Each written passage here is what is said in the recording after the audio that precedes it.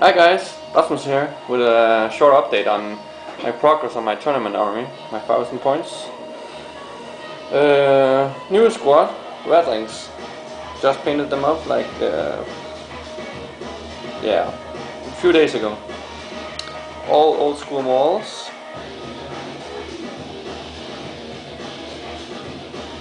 Yeah, two of them are even rocking the Catachan red bandana look.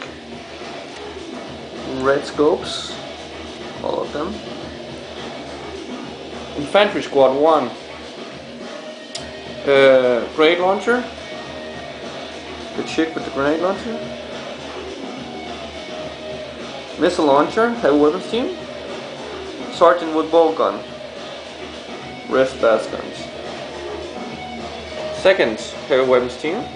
Not heavy weapons team, infantry squad. Missile launcher. Grenade launcher, and that's it for this squad. Due to the plasma, platoon squad, full plasma. Even the sergeant have a plasma gun. In a Chimera with heavy flamer on the hull and multi-laser. Heavy weapons team. You guys see them before? Autocannons, all of them. And my Death Star unit, which is also my HQ. Straken, company command squad. 2 bodyguards. Flamer, priest, standard bearer, medic for the funeral pain. A veteran, veteran with close combat weapons and a pistol. In a Chimera. Same configuration, heavy flamer and multi-laser. Big gun, basilisk. Still need to paint that baby up. Heavy weapon squad, mortars to come. I'm painting these up now. And another heavy weapon squad, mortars. So this is how my 1000 point list looks like. I have like a month to paint up the rest, which I should be able to. Yeah, so the plan about this army, the thought about this army is very special from, well, not very special, it's special from, different from my normal army list. Normally I have no tanks, no basilisk, and no mortars actually. But I want to try something different, a bit more Imperial Guard, I guess. But still keeping it on in the Catachan theme. Well, except for the Basilisk, that's not very Catachan though. The plan is I put out my 2 infantry squads out in front, which means that I'll have a meat shield or 2, and I'll fire all I can. I'll keep Straken in his Chimera behind and throw orders out to put as much hurt on my enemy as he advances towards me. If he doesn't advance towards me, he will most likely die. Well, all of them will advance towards me because I'm Imperial God, so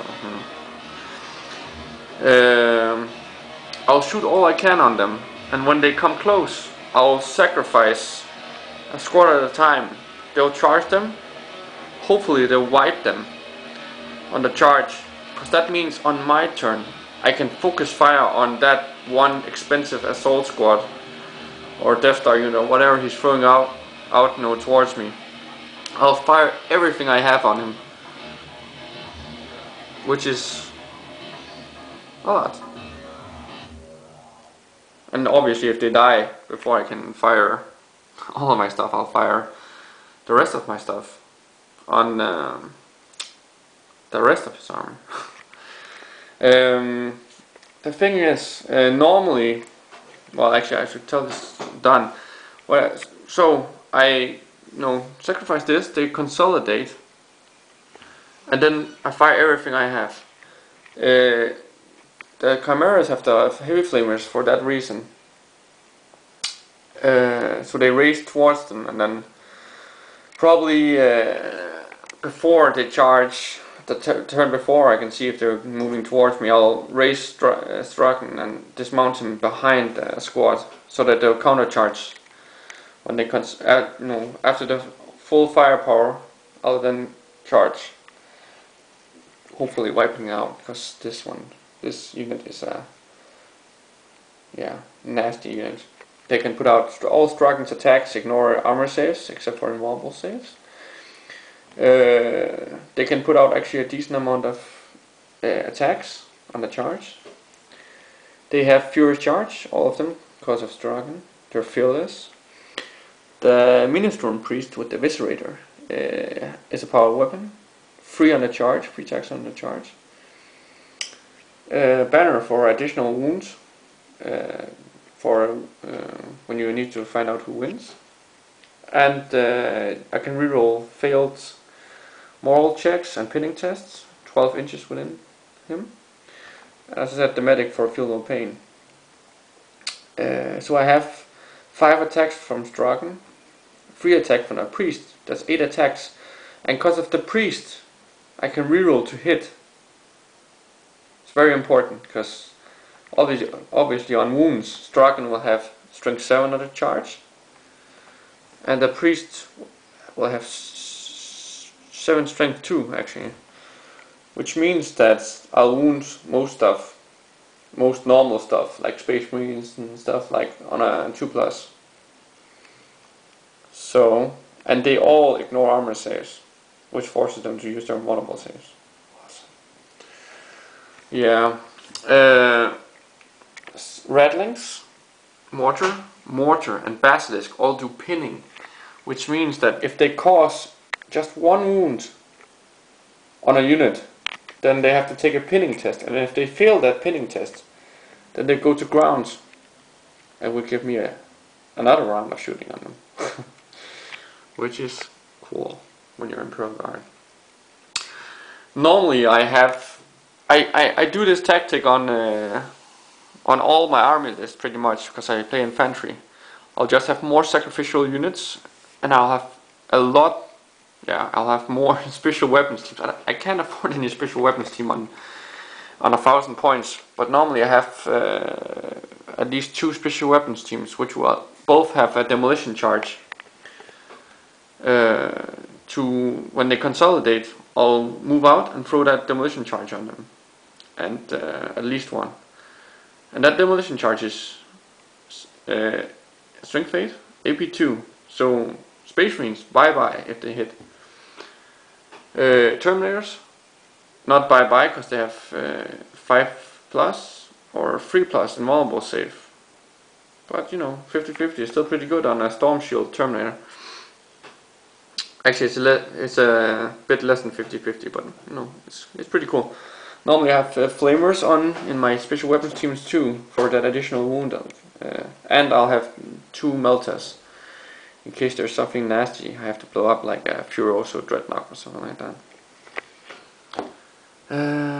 What else is there to tell about the army? Yeah, well, as you can see, my tanks have different colors. Have you noticed that? That's because they're not totally the same color.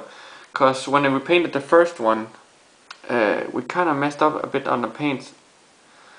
But it's very close. But the reason this one looks much more different is also because the pigments. I overdid the rust pigments on it. As you can see, it really looks like a crap rust bucket, which was kind of what I went for, but the rust is kind of unnatural lying compared to the newest one I made, where the rust is a bit more natural. I'm gonna redo the lights, give them some highlights and stuff like that, because it doesn't look like a light, it just looks yellow. Yeah. I still need the 2 mortars and the basilisk. I'm painting up the mortars as we speak. I'll put in some pictures so you can see the units a bit more clear. Also, you should visit my blog if you haven't done so already, and I'll update my blog a lot more than I do on my YouTube channel. Yeah, because it's easier. It doesn't require me to have perfect lighting. It doesn't require me to actually record movies and stuff like that. So visit my blog. Anyways, that's it for now, guys. Until next time, bye.